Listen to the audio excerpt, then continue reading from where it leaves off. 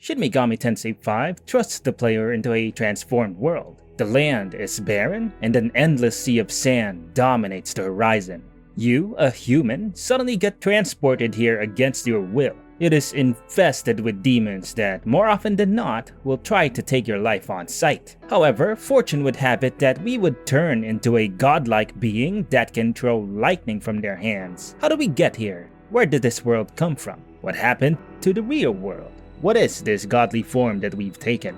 And finally, what can we influence in this destroyed world with our new godly existence? It can be difficult to decipher the world of SMT V, as crafting a well-woven world was not Atlus's goal while making this game. It was unjustly sacrificed during development for the sake of graphical fidelity. The characters also suffered. By the end, they were poorly fleshed out. But those flaws have been somewhat ironed out with the release of the expansion Shin Megami Tensei V Vengeance. A new rogue character is introduced that changes the course of the plot. Her vendetta runs deep, down to her very soul, for the god that wanted power and cast her aside. I've always been a big fan of Megaton worlds, and so for this video, I decided to do a little storytelling, going deep into the lore. Welcome everyone to Vivi's Doodled World. This is Shin Megami Tensei V, the Canon of Vengeance. Let's start with the objects central to the character's motivations. Everything in Shin Megami Tensei V centers around the Throne of Creation, which was created when order was established in the world.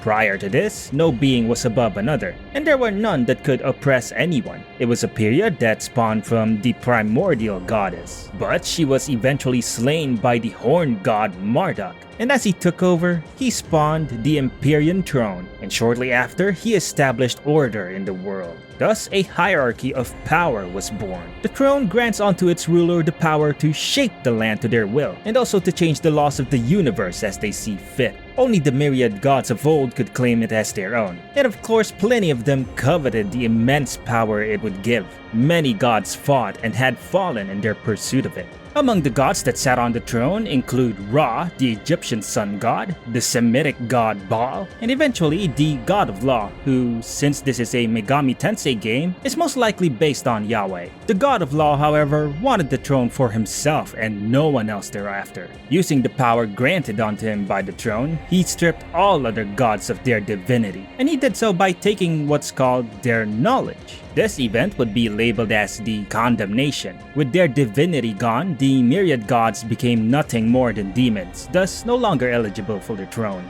Those who remained faithful to the rule of law became known as angels. However, a singular serpent was included in the ranks of the archangels, and we know this serpent as Lucifer, the fallen angel that wanted to surpass God. With access to the Creator's realm, he approached the Tree of Knowledge, where the Creator hid the old god's knowledge away. He then took humans to it and offered it to them. He said, "Eat the fruit of knowledge in this paradise, and you will become more like God." Angered and scorned, the god of law banished humans from his paradise and ousted the serpentine archangel that betrayed him. But the knowledge of the old gods became bound to the human soul and stayed with them as souls passed from one human life to another's birth. As an act of mercy, the Creator allowed humans to exist under his and the angels' protection and guidance. But perhaps in reality, he wants demons to stay away from their human knowledge. But what is this knowledge that was given to humans? Well, from my interpretation, knowledge enables the recognition of good and evil. It enables critical thinking and free will. More importantly, it granted unto humans unlimited potential. It allowed them to design a better future. With this, mankind prospered, multiplying in population and covering the earth. Humans by themselves, however, cannot claim the throne. They are mere mortals, easily extinguished by the flow of time. They lack the life needed to sustain a creator's rule. The myriad gods, now reduced to mere demons, were enraged by God's decision and waged a war that would destroy the world. Thus, Armageddon began. The earth was devastated, left in an endless sea of sand. Humans had no means to protect themselves and were annihilated in an instant. But this was not the end for humankind. The god of law enacted a miracle to save a small fragment of humanity. This is called the Shekinah glory, a small portion of modern-day Tokyo that continues to exist, but in borrowed time. The War of Armageddon was won by the demons when Lucifer had successfully slain the God of Law. Yet, without their knowledge nor a ruler to guide it, demons were left to roam the land aimlessly. This destroyed land would be known as Dot, the Netherworld. From here, time simply marched on, and as it did, the Shekinah glory also waned. Eventually, demons could invade the preserved Tokyo, attacking humans to gain their knowledge. This would continue for 18 years. When demon attacks occur, the government of Tokyo would cover it up, explaining them away as mysterious murders or animal attacks. And this made sense, as word of demons existing would cause chaos and panic. One day, as a group of students from Join High School were making their way home, they encounter a roadblock on the train station. It's another demon attack being concealed by the government. This eventually led to a young boy, the protagonist of the story, to find an alternate route home while trying to find a classmate that did the same. This is how they ended up in Takanawa Tunnel. At only 1.5 meters high, the ceiling of this tunnel is unnaturally low, even for human passage. While inside the tunnel, it shifts shape, and he, along with two other students, found themselves transported to Dot. The blonde-haired student was taken by an angel that carries him to safety, while the other one is missing. Our protagonist surveys his environment, but he didn't manage to go far at all before being ambushed by demons. Before they could attack, a bolt of lightning drops from the sky. On the struck ground, it reveals a humanoid figure that channels lightning, and it spoke to the young man. "If you wish to live, take my hand." This is Aogami, a so-called proto-fiend mass-produced by Japan, and they are given one objective: protect humankind. However, there is only one remaining Aogami-type proto-fiend in the world. All the other ones were wiped out during Armageddon. The young man accepts the offer, and as their hands joined, they suddenly fused into one being. They've become a combination of life and knowledge, not unlike the gods of old. They have become a Nahobino. The angels that fought in Armageddon has been skeptical of the defeat of their God of Law. To this day, they staunchly uphold his rule, maintaining God's machinations in his name. One of these is the defense of Tokyo within the Shekinah glory, and the other is the condemnation of Nahobinos. Under the creator's rule, no Nahobino should exist. In fact, it was supposed to be downright impossible. But the formation of this new Nahobino form is proof that God is indeed dead. Thus began a new struggle for the Empyrean throne. The Nahobino would become stronger by accumulating leftover glory from the God of Law's reign, unleashing miracles within himself to increase his power. He would also make some demon allies, as not all demons are hostile. The best example is perhaps Amano Zako, whom he met in passing and rescued from a gang of hungry pretas. Amano Zako's naturally drawn to the protagonist because she was born from a proto-fiend husk, and by far she's the most charming character in the game, no doubt. So it's unfortunate that she doesn't have a bigger role in the pursuit for the throne. Still, her time in the sun makes her worthy to be part of SMT V's overall lore, and so I decide to briefly mention her here. As the story progresses, there will come more Nahobinos to fight over the throne. But the creation of a Nahobino is not as simple as the union of a human and a demon. First off, demons have a knowledge of their own among the humans, presumably ingested from the Tree of Knowledge. It is thus a demon's ordeal to find which human is right for them. Should their human counterpart die, their knowledge will be lost. Hence, they cannot impose their will upon the throne, at least until centuries pass and another human is born with their knowledge. And this is exactly what happens to the Olympian god Zeus during the events of the game. He stands in the way of the Nahobino as he holds one of the keys needed to access the Empyrean. In his stubbornness, Zeus attempts to take the soul of the protagonist to become a Nahobino, but upon his defeat, he realizes he's outmatched no matter what he does. This tells us that perhaps seeking out one's own knowledge is advantageous for a demon, as it may just result in a more powerful Nahobino form upon fusing.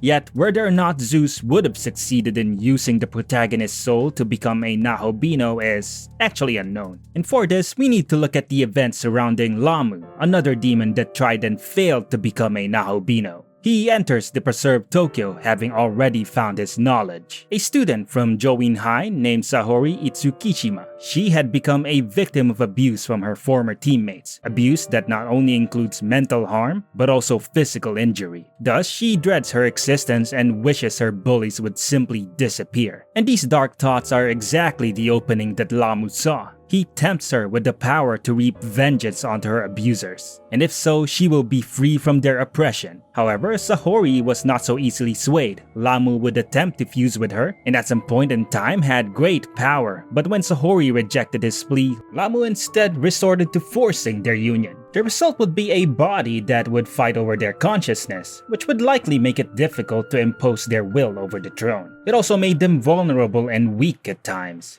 It is perhaps best for both the demon and human to first see eye to eye to maximize a Nahobino's power. There are only 3 other pairs that would accomplish this though. 2 of them are close companions of the protagonist, and they're also a part of the organization of deities and angels that protect the preserved Tokyo, Bethel. The word Bethel translates to House of God in the Old Testament. In SMT V, it's an organization primarily led by the Seraphim of the God of Law, but they've accepted the assistance of other deities as well as humans that are so willing.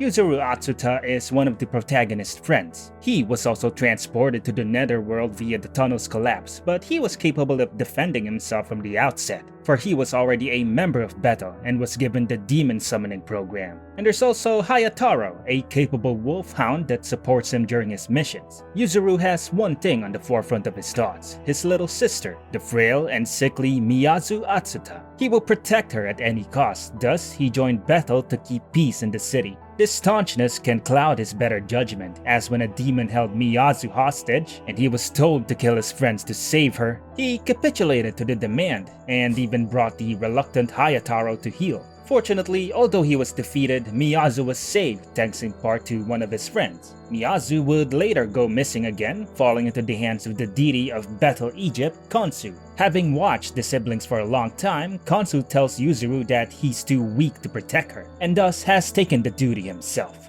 The other side of Yuzuru's godhood is the head of Bethel, Japan, and the current Prime Minister of Tokyo, Hayao Koshimizu. In truth, he is a guardian deity and a Matsukami named Tsukuyomi. His mission, along with the other Amatsukami, are to protect Tokyo. He shares this with his brother Susanoo, who we actually know as Aogami. This certainly explains why they resemble each other quite closely. Together, Yuzuru and Tsukuyomi despise the God of Law for abandoning them and failing to protect humans from suffering. Thus, they want to restore the rule of the myriad gods. No longer will only one god watch over the humans. Ichiro Dazai is the other human that was unwillingly transported to the netherworld with the protagonist, and in essence they are both bystanders to Bethel, but Dazai even more so. He was simply following a rumor about monsters in the tunnel, and while the protagonist gained power to defend himself, Dazai was instead dragged off to safety by an angel. Note that this saved his life, but upon returning home, he wanted to join the ranks of Bethel. Ichiro is the most unsure of his capabilities, beliefs, and purpose. He lacks confidence in himself to accomplish the task he's given.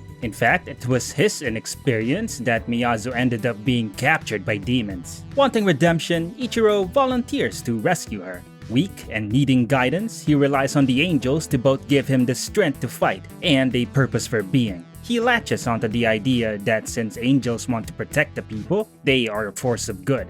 He eventually makes up for his failure by arriving in the nick of time to save Miyazu from being mutilated. He's closely guided by the de facto leader of all of Bethel and the head of the Seraphim of Angels, Abdiel the Archangel. Like the other angels, Abdiel is unwavering on her loyalty to the God of Law and even refuses to believe that the angels lost the war of Armageddon. She abhors the blasphemous existence of the Nahobino, and she would have struck him down immediately, but she was fortunately swayed by the words of another friend of the protagonist, Tao Izanokami. For how frigid Abdiel acts with everyone, she acts amicably towards Ichiro, and this is because he is her knowledge. She would later recruit him personally to aid with the assault on the Demon King's castle, although this event happens outside the player's purview in the canon of Vengeance. Yuzuru and Ichiro will help each other out throughout the course of the game. Yuzuru mentored Ichiro on how to use the demon summoning program, and later on Ichiro would encourage the demoralized Yuzuru after Miyazu's taken by Konsu. During their rescue, it's made clear that Ichiro believes all demons are malicious and refuses to believe anything they say. In the canon of Vengeance, Dazai would briefly accompany the Nahobino in his journey, seeking further guidance from angels after the disagreement of the Atsuta siblings. They eventually meet the Archangel Mastema, the culprit of a recent string of human saltification. It was an extreme resort by the angels to ensure their enemies could not harvest Magatsuhi from humans. Mastema is the god of law's dark agent of sorts, carrying out punishments and testing humankind. He's even permitted to utilize demons if it would accomplish his goals. He decides to steer the pure and confused mind of Ichiro, offering him power similar to the Nahobino. This shall enable him to carry out justice in the name of the god of law. The fourth and last Nahobino to be is a mysterious demon slayer that wanders in a police garb, wielding a longsword to cut down his enemies with flourish. Shohei Yakumo likely gained his spiritual ability from his late mother, and because of this, as an adolescent, he became a social outcast. He considered demons as his only friends. However, his parents would be killed by demons, after which he would never be the same again. Now, he hates demons with every inch of his blood. At 18 years old, he encountered another demon. He tried to kill her, but he could not. The demon, a mother goddess, chose to be by his side ever since. And despite his hatred for demons, Yakumo allowed it. That demon is Nuwa, the mother of all humanity. From then on, both of them would refer to each other as their other half. Although Yakumo expresses he sees Nuwa merely as a tool, using her powers to his benefit, this doesn't seem to be entirely true, as later on when he loses Nuwa, he seems to genuinely mourn her loss.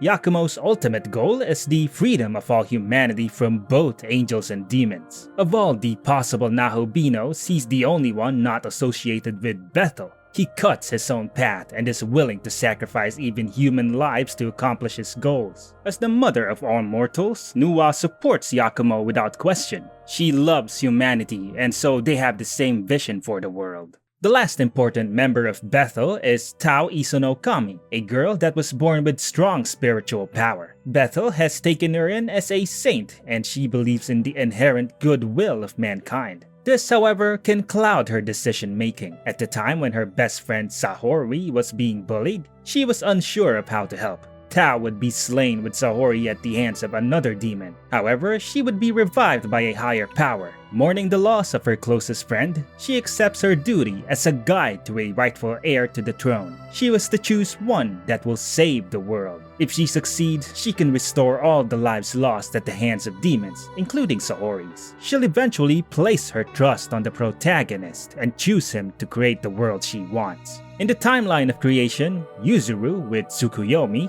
Ichiro with Abdiel, and Yakumo with Nuwa would all have opportunities to realize their godly form. Yet, in the canon of Vengeance, a rogue element enters the fray. It would contort the plot into one where none of them would become a Nahobino. Magatsuhi is energy. It supports life in the netherworld. Whereas humans will bleed, demons will secrete Magatsuhi. Still, when humans are slain at the hands of demons, we see them fade into Magatsuhi. This is because they're also produced by heightened emotions like fear and depression. Likewise, the sight of demons in the real world will no doubt cause panic amongst normal humans. In combat, Magatsuhi can temporarily give greater strength or enable the use of powerful magic. A vast amount of Magatsuhi is being gathered by a group of demons summoned from another world, the Qadištu, goddesses of vengeance. What they want is to destroy the throne to end the cycle of destruction and renewal. They want to shatter the order established by the horned god so that none would be oppressed by any oppressor. In essence, this would also unshackle humans from the machinations of gods and give them true freedom. It is similar to Yakumo's wishes, the main difference being that the Qadištu wants complete annihilation, while Yakumo wishes only humankind to remain. The Qadištu are based on the prostitutes that mated with the Jewish archangel of death, Samael. To collect Magatsuhi, each employs different tactics. The first Qadištu, Nama, is a seductress that appears to take pleasure in slaying her foes. She kills both humans and angels to absorb their Magatsuhi, going so far as to openly invade the restored Tokyo to collect more. The second Qadištu is Aishet Zenunim, the embodiment of sin, and certainly the most sadistic of the quartet. She explicitly targets humans, asking them about the part they hate the most about themselves, and upon getting an answer, she will mutilate them as a form of salvation. Although her method is undoubtedly the most brutal, I don't think any of her disfigured victims were found dead, which may actually be a fate worse than death. It is her that kidnapped Miyazu Atsuta, and Miyazu, having said that she hates her whole sickly body, may very well have been killed if Aishet wasn't stopped. The third Qadištu, Agrat Batmalat, employs the subtlest approach out of the four, preferring deception over direct contact. At one point, she posed as a fortune teller in the restored Tokyo to lure victims into giving them Magatsuhi. However, her scheme was thwarted when the would-be victims were turned into salt by Mastema. She would give up this scheme and instead erected a harvester of Magatsuhi that would passively absorb it from humans nearby. This too was a failure, as it would later be destroyed by Battle Japan. The last Qadištu is Lilith, the first wife of Adam before Eve. She leads the Qadištu and operates behind the scenes, only appearing at opportunistic times. After Lamu's fall and Join High at the hands of the Nahobino, Lilith also slays her knowledge Sahori and steals the Magatsuhi from the chaos. Once they gather enough Magatsuhi, they can summon their queen, the primordial chaos that was slain by the horned god Marduk, the mother dragon Tiamat. Although one more material was needed for the summoning, a so-called dragon slayer, a descendant of the horned god. In other words, a Nahobino. To lure this final piece into place, they used the new major character of the canon of vengeance.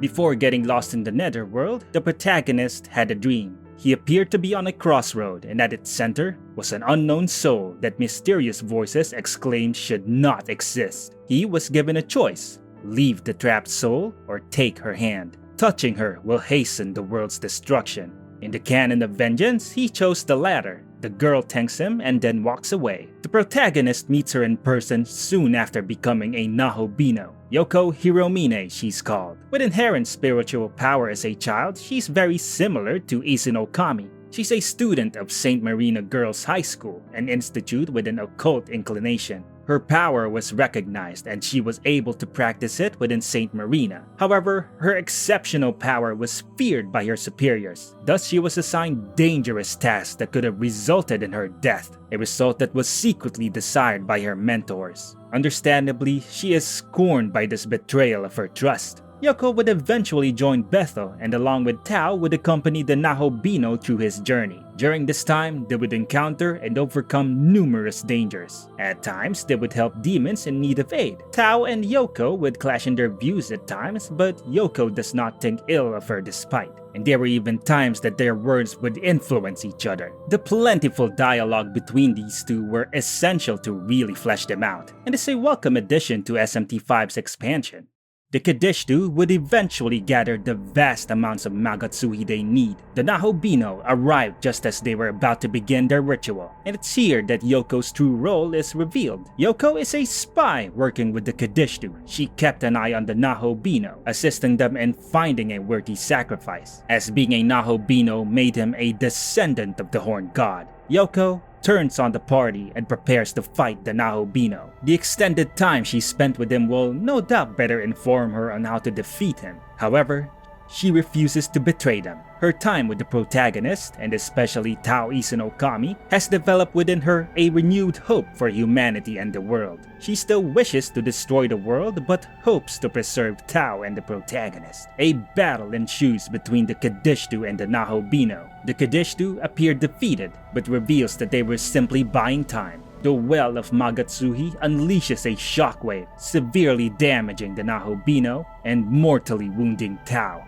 Yoko holds her around her arms, and they watch as the Nahobino and the other Qadištu are sacrificed for the resurrection of Mother Chaos. True to his duty to the end, Aogami wants to protect mankind, and regretting his choices that led to an innocent life getting caught in the chaos, refused to let the protagonist perish. And so Aogami diffuses with him right as he's consumed by Tiamat. This didn't stop the goddess's rebirth, as perhaps what was needed from the Nahobino is their godhood and the glory within. This is apparent by the blue rays of light that leave the Nahobino during the summoning. This incident would also erase 2 potential Nahobinos. As Tiamat unleashed her wrath by raining death upon Tokyo, Yakumo and Nuwa would be hit.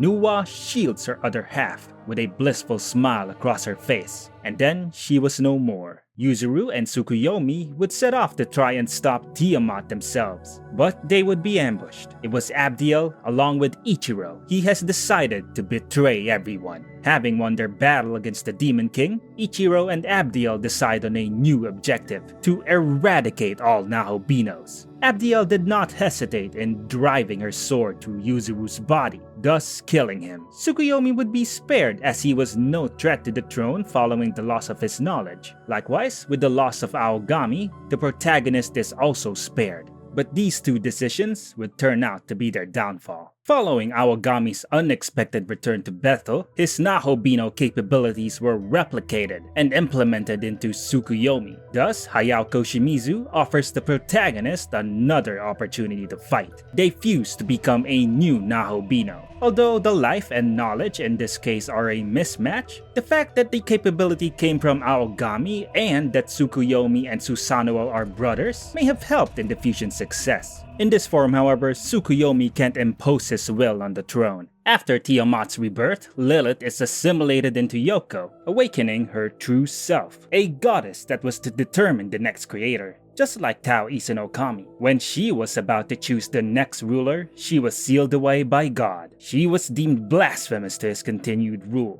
God sealed away her power inside Bethel's sacred ground, Shakan. This tale of God's treachery is the root of her vengeance, not just to the God of Law, but to all other creators in the past and future. With Tiamat unleashed, the barrier protecting Shakan was broken, and Yoko trespassed in order to retrieve her power. The Nahobino, tasked by Mastema to stop her, arrived too late, and instead faced Abdiel, who sought to slay him upon recognizing him. She was defeated, left on her knees in Shakan. With Yoko's power restored, she can guide her chosen creator, in this case Tiamat, to the Empyrean throne. As Tiamat was slain prior to the condemnation, she likely retains her divinity. There was now only one way to stop Yoko's plan to destroy the world. The Nahobino would have to take the throne himself. Like Tiamat, he also received his guide to the Empyrean. Tao Isenokami is revived again, awakened to her true purpose as another goddess of creation. Her resurrection is facilitated by Goko the monk, a side character who's unfortunately very much unexplored, even in the expansion. The protagonist would run into him from time to time. This is because he watches over the world, awaiting a new ruler. In a sense, he works in tandem with the goddess of creation, but his impact in this story is almost non-existent. If you played SMT V, you probably forgot he even existed. I know I did. Yet perhaps that's meant to be. Perhaps as a watcher of the world, he's forbidden to interfere in the events that unfold before him, even if he disapproves. He does, however, give some assistance, as he did near the beginning of the Nahobino's journey when he gave him the Return Pillar, an item that could get the Nahobino out of a bind. It is also a necessity for Tao to guide the next ruler, which would explain why he resurrects her time and time again. With Shakan compromised, the Shekinah glory's fade hastened. It's here that Tao presents herself to the Nahobino and decides to guide him to the Empyrean. Thus, the 2 goddesses of creation begin to carry out their duty. One wishes for rebirth, and the other utter destruction. The path to the Empyrean is closed off, and 3 keys are needed to open it. Gathering the keys is considered a rite of passage. All of them is a proof of God's strength, as they are held by powerful foes. During the Nahobino's time, the keys are held by Bethel's international affiliates: Odin, the Nordic deity that wields the legendary spear Gungnir; Zeus, the thunder god of Olympus in Greek mythology; and Vasuki, the poisonous snake deity of Indian lore. Vasuki, however, would be slain by Beelzebub, an agent of Lucifer that simply wishes to test the Nahobino's strength. After Abdiel's defeat, the other branches of Bethel lost confidence in the rule of law, and thus decide to pursue the throne themselves. So a skirmish for the keys started, and the Nahobino would claim victory one by one. In the end, he was able to open the path to the Empyrean. It is worth noting that although the keys are needed to open the path to the Empyrean, anyone can enter once it's opened. It's here that Ichiro Dazai tries to stop the Nahobino once and for all. He's joined by the Archangel Abdiel, who has accepted that she needs a Nahobino's power to restore God's rule. Regardless of her loyalty, she has gone against God's will, and has thus become a fallen angel. In the end though, Ichiro and Abdiel wouldn't merge to become a Nahobino, as they'd be cut down by the protagonist before they could. This serves as vengeance for the death of Yuzuru Atsuta. The Nahobino arrive at the Empyrean throne, where they encounter Yoko in her goddess form, ready to summon Tiamat. The goddesses of creation are set in their ways, but as a result of the time spent with both of them, Tao and Yoko retain some of their human views. Thus, Yoko tries to sway the Nahobino to join her cause, to destroy the order of the world. So the Nahobino is given a choice, and which outcome he ultimately pursues is deterministic. Ultimately, Tiamat would be used as a tool to take down the Nahobino. Despite Tiamat being severely damaged, her primordial divinity keeps her alive and never yielding.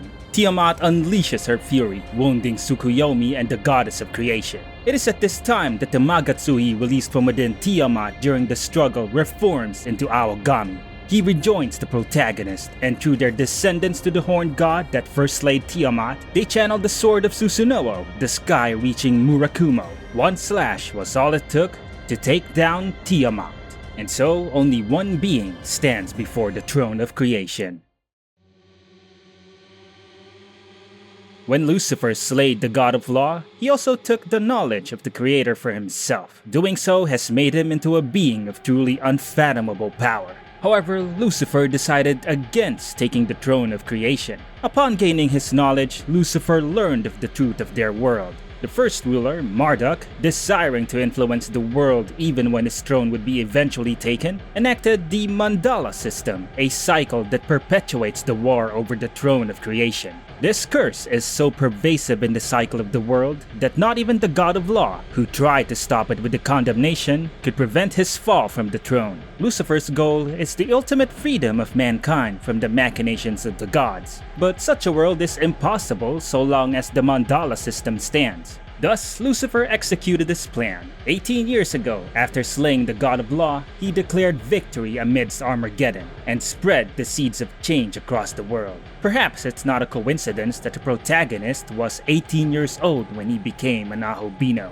Lucifer then ascended to a realm beyond heaven and earth. He awaits the next creator so that he may test their strength and finally wrest the knowledge he holds. How exactly the Mandala system would be broken is not clear, but Lucifer's transcendence to that realm may have been necessary in order to become one with the system. Thus, slaying him will also end Marduk's curse. And once all is done, he would have given humans complete freedom to decide their own fate. Will it result in a restored world free from divine intervention? Or something completely new and unknown, spawning from the void left by the world's destruction? And that's Shin Megami Tensei V Vengeance. It carries the hallmarks of the Megaten franchise, the endless struggle between order and chaos, with humans caught up in the flames against their will. In the canon of Vengeance, the concept of power is also questioned further. To quote a spider's uncle, with great power comes great responsibility. This is because power can corrupt its wielder, no matter who it is. There is immense power upon claiming the throne, and in thinking himself above all other gods, the god of law reduced everyone to demons, no doubt believing that his continued reign will benefit the world. The most intriguing concept in the game though has to be the idea of knowledge and its distinction from life. Real humans are given free will to choose their own values and morals. We can differentiate right from wrong and make decisions that would go against our basest instincts. But we still have our other half, just like in real life where we have our inner demons. We can be empathetic to the hardships of others, and losing that empathy will turn us into monsters. Psychopaths or murderers. We'd be like demons basically. In the confines of this game, knowledge is valuable, but accepting your demonic side is needed to transcend into a godlike being. Perhaps it's hinting at the idea that free will is not enough, that good and evil can take multiple forms within ourselves, and it's not enough that we be aware of it, fear it, or revere it. We also have to accept it as part of ourselves, and only then can humanity become like a Nahobino, a being that can change or destroy the world. Thanks for making it to the end. If this video does well, I'll make more of these. Maybe about the mysterious thing called Magatsuhi. It exists in at least 2 other Mega 10 games I've played, so correlating them could be fun. Give the video a like to help me out in the algorithm. Subscribe and ring the bell for future uploads. I hope you have a lovely day. See you next video.